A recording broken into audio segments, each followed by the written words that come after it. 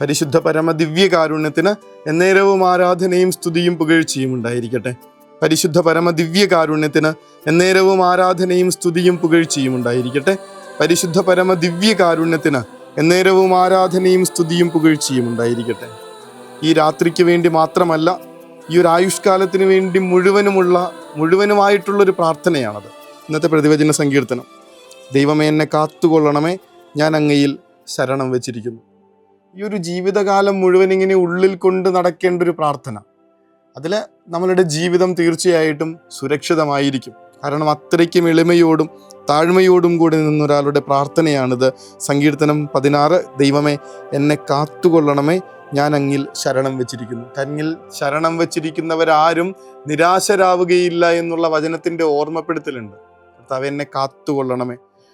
എന്തൊക്കെ പ്രയാസങ്ങളിൽ നിന്നാണ്, എന്തൊക്കെ തിന്മകളിൽ നിന്നാണ് നമ്മുടെ ജീവിതം സംരക്ഷിക്കപ്പെടേണ്ടതെന്ന് നമുക്കറിയാം.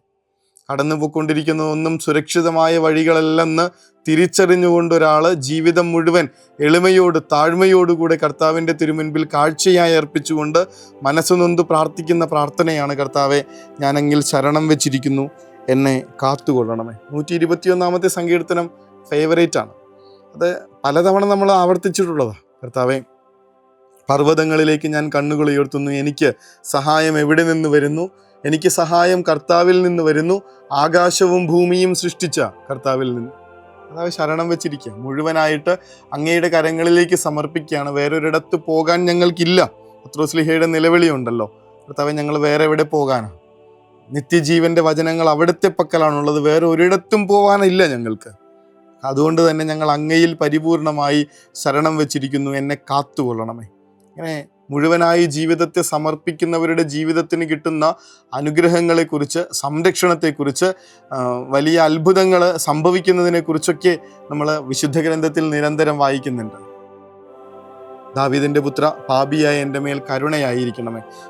ഇതേ വാക്ക് ഉപയോഗിച്ചിരിക്കുന്നത്. കർത്താവ്, ഞാൻ അങ്ങനെ ശരണം വെച്ചിരിക്കുന്നു, ഞാൻ പരിപൂർണമായി എന്നെ സമർപ്പിക്കുന്ന എന്നെ അങ്ങ് കാത്തുകൊള്ളണമേ എന്ന് പറഞ്ഞ് നിലവിളിക്കുന്ന അന്ധനായ ബർത്തമിയൂസിന് ഒരു നിമിഷം വൈകാതെയുള്ള ഇൻസ്റ്റൻറ്റ് രോഗസൗഖ്യം കിട്ടണേ, ഇൻസ്റ്റൻറ്റ് ഹീലിംഗ്. ഒന്നും ചോദിക്കുന്നില്ല കർത്താവ്. ഇങ്ങനെ പരിപൂർണമായി ജീവിതം കർത്താവിങ്കിലേക്ക് സമർപ്പിച്ച് അവിടുത്തെ ശരണം വെച്ച് പ്രാർത്ഥിക്കുന്ന ഒരാൾക്ക് ഇൻസ്റ്റൻറ്റ് സൗഖ്യം. പുറത്ത് കർത്താവിൻ്റെ ചുറ്റും ഇങ്ങനെ ആളുകൾ തടിച്ചുകൂടിക്കൊണ്ടിരിക്കുന്ന നേരത്ത് ഒരു രക്തസ്രാവക്കാരി സ്ത്രീ വരുന്നുണ്ട്. 38 വർഷങ്ങളായിട്ട് അവളിങ്ങനെ രക്തസ്രാവക്കാരി ഈ വലിയ രോഗാവസ്ഥയിലൂടെ കടന്നു പോകുന്നു എന്നാണ് പറയുന്നത്. കാലങ്ങളായിട്ട്, വർഷങ്ങളുടെ കണക്ക് ഇങ്ങനെ കാലങ്ങളായിട്ട് രോഗാവസ്ഥയിലൂടെ കടന്നു പോകുന്നൊരു സ്ത്രീ. അവള് ഇനി വേറൊന്നും ചെയ്യാനില്ല, കർത്താവിൽ മാത്രം ആശ്രയം വയ്ക്കാനുള്ളൂ. കാരണം വചനം പറയുന്നുണ്ട്, വൈദ്യനായിരുന്ന ലൂക്കയാണ് പറയണത്, അത് എഴുതി വെക്കുന്നത്. വൈദ്യൻ തന്നെയാണ് അദ്ദേഹം. എന്നിട്ട് അദ്ദേഹം തൻ്റെ കൂടെ ഉണ്ടായിരുന്ന ഈ വൈദ്യന്മാരെ മുഴുവനൊന്ന് കളിയാക്കുന്ന മട്ടില്ല പറയണേ. ഒരുപാട് വൈദ്യന്മാരെ അവൾ കണ്ടു, പക്ഷെ രോഗം മൂർച്ഛിക്കുകയല്ലാതെ ഒട്ടും കുറഞ്ഞില്ല. അതിൻ്റെ അർത്ഥം ഇനി വേറൊരിടത്തും പോകാനില്ല തമ്പുരാനെ, നിൻ്റെ അടുത്തേ വരാനുള്ളൂ. കർത്താവെ, എന്നെ കാത്തുകൊള്ളണമേ, ഞാൻ അങ്ങയിൽ ശരണം വെച്ചിരിക്കുന്നു. ഈ ശരണപ്പെടലിൽ ചുറ്റുമുള്ളവരാരും അറിയാത്ത വലിയൊരു ശക്തി പ്രവാഹം ഇങ്ങനെ കർത്താവിൽ നിന്ന് പുറപ്പെടുന്നത് നമ്മൾ കാണും. ഇത്രയും കാലം ഈ പറഞ്ഞ ഡോക്ടേഴ്സിന് ആർക്കും സുഖപ്പെടുത്താൻ പറ്റാതിരുന്ന രോഗാവസ്ഥ ഒരൊറ്റ നിമിഷത്തെ സ്പർശനം കൊണ്ട്, അത് കർത്താവിനെ പോലും തൊടുന്നില്ല. അവിടുത്തെ വസ്ത്രാഞ്ചലത്തിൽ തൊട്ടാൽ മതി, ഞാൻ സുഖം പ്രാപിക്കുമെന്ന് എനിക്കറിയാം. കർത്താവെ, എന്നെ കാത്തുകൊള്ളണമേ, ഞാൻ അങ്ങയിൽ ശരണം വെച്ചിരിക്കുന്നു. മുഴുവനായിട്ട് സമർപ്പിക്കുക. കടന്നു പോകുന്ന പ്രയാസങ്ങൾ എന്തുമായിക്കോട്ടെ, പ്രശ്നങ്ങൾ എത്ര വലിയ ബുദ്ധിമുട്ടുകളും ആയിക്കോട്ടെ, അവിടത്തിൽ സമർപ്പിച്ചാൽ, അവിടെ സമർപ്പിച്ചു കഴിഞ്ഞാൽ അതിന് പരിഹാരമുണ്ടെന്ന് വിശ്വസിക്കുക. പണ്ടേ മുതൽ കേട്ട് വളരെ ഉള്ളിൽ കയറിയ ഒരു ഓർമ്മപ്പെടുത്തലാണത്. നിങ്ങൾ വലിയ പ്രശ്നങ്ങളുടെ മുൻപിൽ നിൽക്കുമ്പോൾ, അയ്യോ കർത്താവെ ഞങ്ങൾക്ക് വലിയ പ്രശ്നങ്ങളുണ്ടെന്ന് വിളിച്ച് പറയാതെ ആ പ്രശ്നങ്ങളുടെ മുൻപിൽ ചെന്ന് നിന്നുകൊണ്ട് പറയണം, ഞങ്ങൾക്ക് അല്ലയോ പ്രശ്നങ്ങളെ, ഞങ്ങൾക്ക് വലിയൊരു ദൈവമുണ്ടെന്ന്. ശരണം വെച്ചിരിക്കുകയാണ്, കർത്താവിൽ പരിപൂർണമായി ശരണം വെച്ചിരിക്കുകയാണ്. ഇങ്ങനെ മുഴുവനായി സമർപ്പിച്ചവരുടെ ജീവിതത്തിന് കിട്ടുന്ന കരുത്ത് നിസ്സാരമല്ല. അവരെന്ത് പ്രയാസങ്ങളെയും അതിജീവിക്കും. എന്ത് പ്രശ്നങ്ങളുടെ മുൻപിലും അവരിങ്ങനെ ധീരതയോടുകൂടെ നിൽക്കും. ഗോലിയാത്ത് എന്ന് പറയുന്ന ഒരു മഹാമല്ലനെ നേരിടാനായിട്ട് ദാവീദ് ചെല്ലുന്നൊരു കാഴ്ചയുണ്ട് പഴയ നിയമത്തിൽ.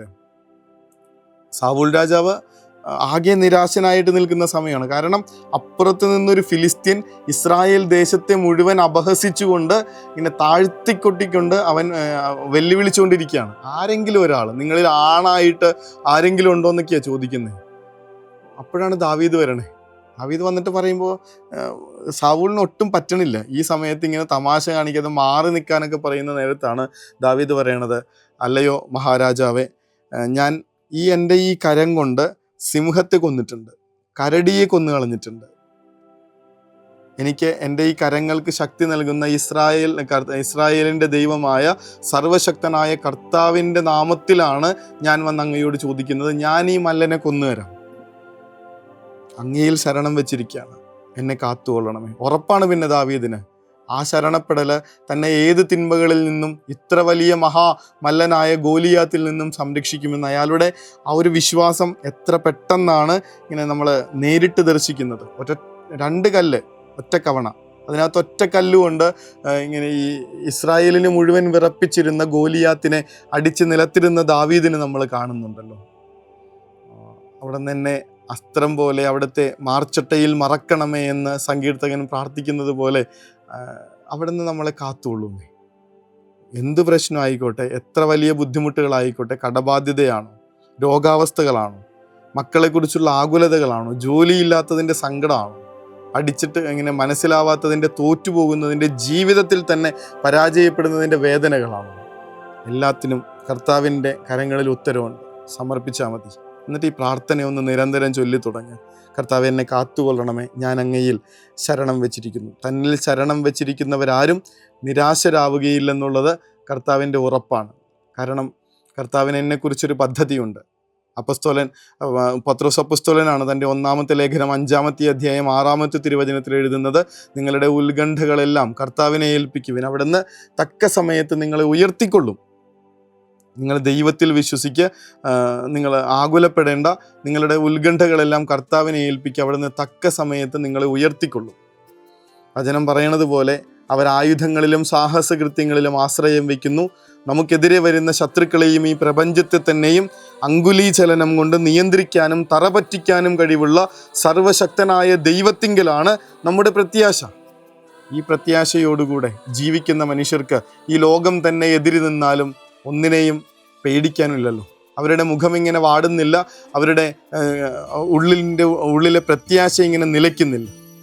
തമ്പുരാനിൽ പ്രത്യാശ അർപ്പിച്ചുകൊണ്ട് ജീവിതം മുഴുവൻ ആ കരങ്ങളിലേക്ക്, കരുത്തുറ്റ സർവശക്തനായ ദൈവത്തിൻ്റെ കരങ്ങളിലേക്ക് ഏൽപ്പിച്ചു കൊടുത്തുകൊണ്ട് ജീവിക്കാനാവട്ടെ. സ്വസ്ഥമാവും ജീവിതം. ഇപ്പോൾ നമ്മളുടെ മനസ്സിനെ അലട്ടിക്കൊണ്ടിരിക്കുന്ന, ഉള്ളിനെ കലക്കിക്കൊണ്ടിരിക്കുന്ന ഒരു പ്രയാസങ്ങളും നമ്മളെ ഇനി ബാധിക്കാൻ പോകുന്നില്ലെന്നേ ഉറപ്പുള്ള കാര്യമാണ്. കാരണം ഞാൻ എൻ്റെ കർത്താവിൽ ശരണം വെച്ചിരിക്കുന്നു. മുഴുവനായിട്ട് ഈശോയിൽ സമർപ്പിച്ചുകൊണ്ട് ജീവിതം തന്നെ ഈ കർത്താവിൻ്റെ സർവശക്തിയുള്ള കരങ്ങളിലേക്ക് ഏൽപ്പിച്ചു കൊടുത്തുകൊണ്ട് അവിടുത്തെ ആശീർവാദത്തിനായി പരിശുദ്ധ സ്നേഹമേ, പരിശുദ്ധ പരമദിവ്യകാരുണ്യമേ, അനന്ത സ്നേഹമേ, പരിശുദ്ധ പരമദിവ്യകാരുണ്യമേ, അനന്ത സ്നേഹമേ.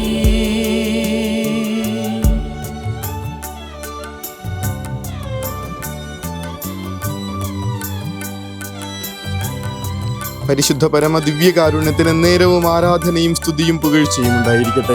പരിശുദ്ധ പരമ ദിവ്യകാരുണ്യത്തിന് നേരവും ആരാധനയും സ്തുതിയും പുകഴ്ചയും ഉണ്ടായിരിക്കട്ടെ. പരിശുദ്ധ പരമ ദിവ്യകാരുണ്യത്തിന് നേരവും ആരാധനയും സ്തുതിയും പുകഴ്ചയും ഉണ്ടായിരിക്കട്ടെ. 3-ാം സങ്കീർത്തനം വീണ്ടും ആവർത്തിക്കുകയാണ്. ഞാൻ ശാന്തമായി കിടന്നുറങ്ങുന്നു, ഉണർന്നെഴുന്നേൽക്കുന്നു, കാരണം ഞാൻ എൻ്റെ കർത്താവിൻ്റെ കരങ്ങളിലാണ്. ഞാൻ ശാന്തമായി കിടന്നുറങ്ങുന്നു, ഉണർന്നെഴുന്നേൽക്കുന്നു, കാരണം ഞാൻ എൻ്റെ കർത്താവിൻ്റെ കരങ്ങളിലാണ്. എൻ്റെ ശാന്തതയ്ക്ക് അടിസ്ഥാനം ഞാൻ അവിടുന്ന് ശരണപ്പെട്ടിരിക്കുന്നു എന്നുള്ള ഉറപ്പാണ്. അവിടുന്ന് എന്നെ സംരക്ഷിക്കുക തന്നെ ചെയ്യും. കർത്താവെ, എന്നെ കാത്തുകൊള്ളണമേ, കാരണം ഞാൻ അങ്ങയിൽ ശരണം വെച്ചിരിക്കുന്നു. കർത്താവ് അനുഗ്രഹിക്കട്ടെ. കരുണതൻ കയർ പിടിച്ച് നയിച്ചിടും സ്നേഹമേ, ദിവ്യ കാരുണ്യ സ്നേഹമേ, പരിശുദ്ധ സ്നേഹമേ, പരിശുദ്ധ പരമദിവ്യ കാരുണ്യമേ, അനന്ത സ്നേഹമേ, പരിശുദ്ധ പരമദിവ്യ കാരുണ്യമേ, അനന്ത സ്നേഹമേ.